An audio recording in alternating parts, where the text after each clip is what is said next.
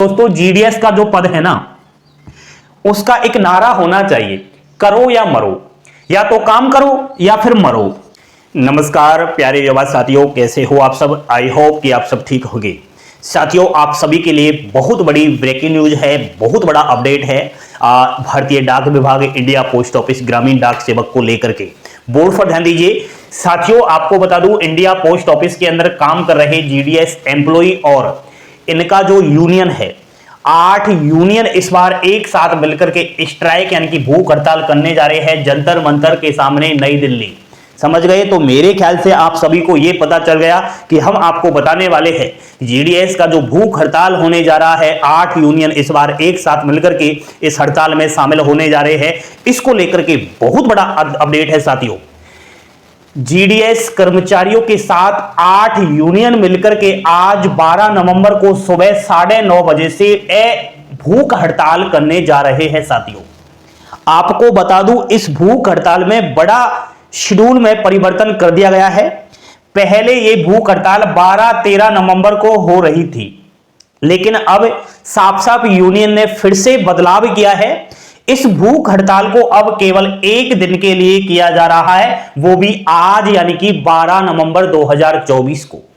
क्यों? कारण क्या है? कारण सुनिए।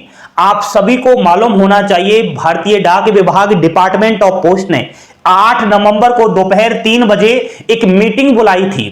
वह मीटिंग सभी यूनियन के सेक्रेटरीट वगैरह के साथ की, तो डिपार्टमेंट ऑफ पोस्ट ने यूनियन को परमिशन नहीं दी।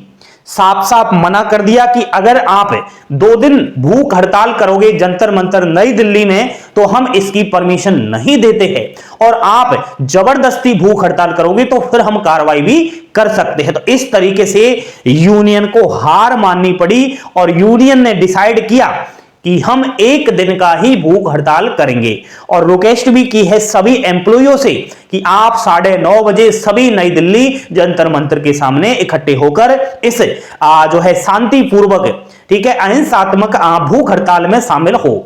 तो मैं समझता हूं होना चाहिए, क्योंकि इसमें कुछ मुख्य मांगे रखी जाएंगी। कौन कौन सी मुख्य मांगे हैं?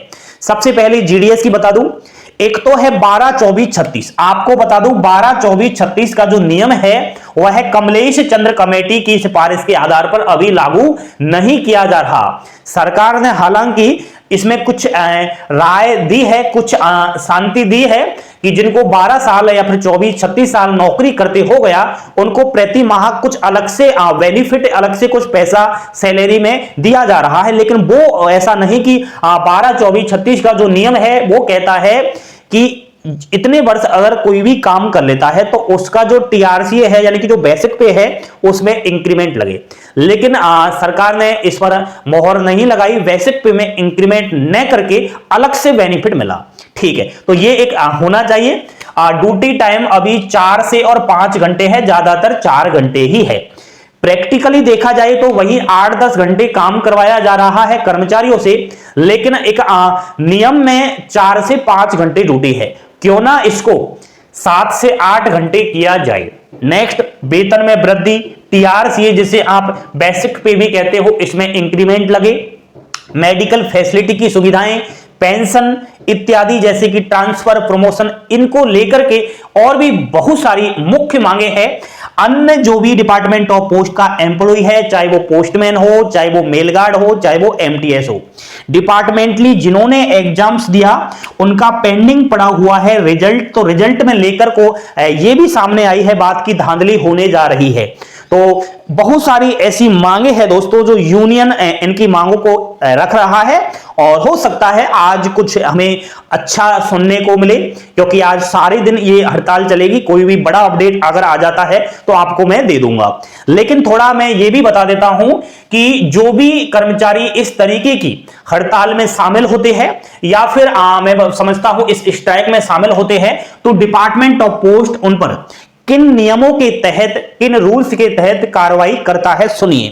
पहला है डाक विभाग अधिनियम सन 1898 की धारा 30 के अनुसार कार्रवाई कर सकता है।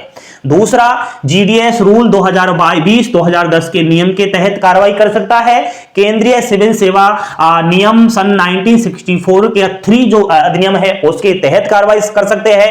अन्य कार्रवाई भी हो सकती है जैसे कि वेतन में कटौती, ठीक है, छुट्टियां जो मिलती है उनको रद्द कर सकते हैं, नौकरी से बर्खास्त कर सकते हैं, अनुशासनात्मक कार्रवाई भी कर सकते हैं। भाई किसी ने अनुशासन का पालन नहीं किया तो उसके तहत भी डिपार्टमेंट ऑफ पोस्ट है, कुछ भी कर सकता है, क्योंकि अब से पहले डिपार्टमेंट ऑफ पोस्ट ने किया भी है साथियों। मैं याद दिलाऊंगा वो 12 दिसंबर 2023, किसी को याद हो तो आज भी आंखों में आंसू आ जाते हैं। दोस्तों पहले 12 दिसंबर 2023 को इसी प्रकार यूनियन ने सभी जीडीएस को इकट्ठा किया, उनकी मांगों को रखा, लेकिन डिपार्टमेंट ऑफ पोस्ट ने इतनी बड़ी कार्रवाई की बेचारों जीडीएस के ऊपर, जिससे आज भी मैं समझता हूं काफी जीडीएस का घर ही उजड़ गया, गरीबी आ गई, नौकरी से हटा दिया गया यारो, टर्मिनेशन लेटर जारी हो गया कि आप बिना बताए कैसे इस हड़ताल में शामिल हुए हो, हमें आप कारण बताओ नोटिस। इस तरीके का जीडीएस के पास ऊपर से ऑर्डर आ गया, उनको हटा दिया गया। फिर यूनियन बेचारा हल गया, यूनियन क्या करे, पर यूनियन ने पूरा जोर लगाया था, हमने भी पूरा जोर लगाया कि कोई बात नहीं, हमें माफ कर दो, अब दोबारा गलती नहीं करेंगे, बिना आपकी परमिशन के इस तरीके की हम भूख हड़ताल नहीं करेंगे।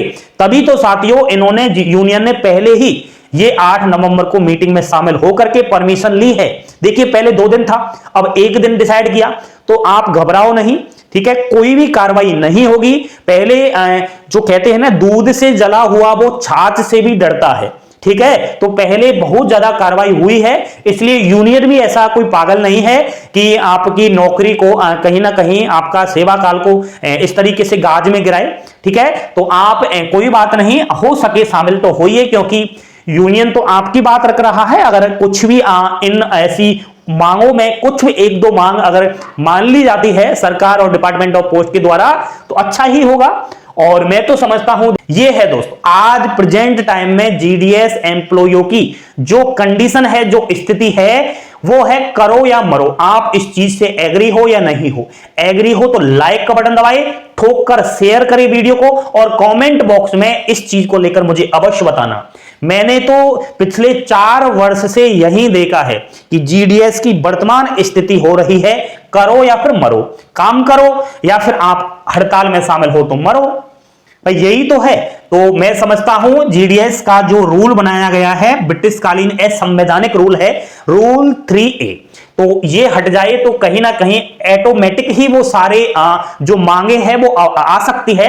लेकिन तब हम जब ये इस तरीके की हड़ताल में शामिल होते हैं, हम मांग रखते हैं, तो department of post rule 3A को आगे रख देता है, जिसको हम पार ही नहीं कर सकते। तो दोस्तों ये नया अपडेट था आज की भूख हड़ताल को लेकर के।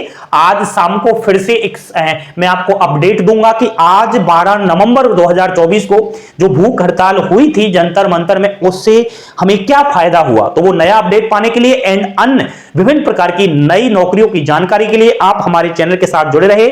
आप सभी के लिए प्रॉमिस करता हूं कोई भी जानकारी झूठी नहीं मिलेगी, यहां पर ऑथेंटिक और रियल जानकारी मिलेगी। जानकारी पसंद आई हो like share subscribe. Thank you, धन्यवाद। जय हिंद, जय भारत।